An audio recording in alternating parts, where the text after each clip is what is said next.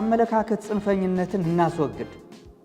ነገረ ፍጻሜን ስንመለከት በጣም በክርስቲያኖች መካከል በጣም ብዙ ሐሳብ አለ፣ ብዙ አስተያየት አለ፣ ብዙ አመለካከት አለ እና ሙጭጭ ብለን አንድነታችንን፣ ህብረታችንን፣ አገልግሎታችንን የሚንድ የሚያፈርስ ጽንፈኝነትን እናስወግድ።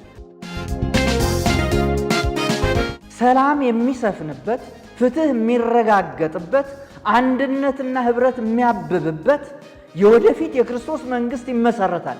የሺህ ዓመት መንግስት አስተምህሮ አሁን ባለንበት ዘመን እኛ እያንዳንዳችን እንደ ግለሰብ ልናስብ እንችላለን፣ እንደ አካል ደግሞ እንደ ቤተ ክርስቲያን ማሰብ እንችላለን። በማህበረሰባችንና በዓለም ዙሪያ ሰላም እንዲሰፍን፣ እርቅ እውን እንዲሆን፣ ፍትህ እንዲተገበር፣ አንድነት እንዲመጣ እና ፍቅር እንዲያብብ ልባችን እንዲናፍቅና ለተግባራዊነቱ ተግተን እንድንሰራ የሚያነሳሳ እውነት ነው።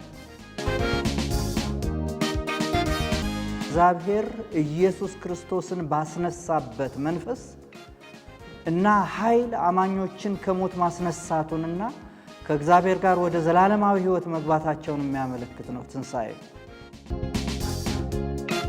እግዚአብሔር ቅዱስ አምላክ ነው። እግዚአብሔር ጻድቅ አምላክ ነው። እንግዳው ቅዱስና ጻድቅ ከሆነ በፍትህ ይገለጣል፣ ይፈርዳል፣ በኃጢአት ላይ ይፈርዳል። እንዲሁ ጎሽ ምንም ችግር የለውም ብሎ የሚያልፍ አምላክ አይደለም። ከባህሪው ጋር ይሄ አይሄድም። ስለዚህ ቅድስናውና ጽድቁን ለፍጥረት ሁሉ ለመግለጥ ይሄ የፍርድ አስፈላጊነት ምንም ጥያቄ የለውም። ከእንግዲህ ወዲህ ለቅሶ የለም፣ ዋይታ የለም። ሃሌሉያ! ከእርሱ ጋር በሰላም እንኖራለን።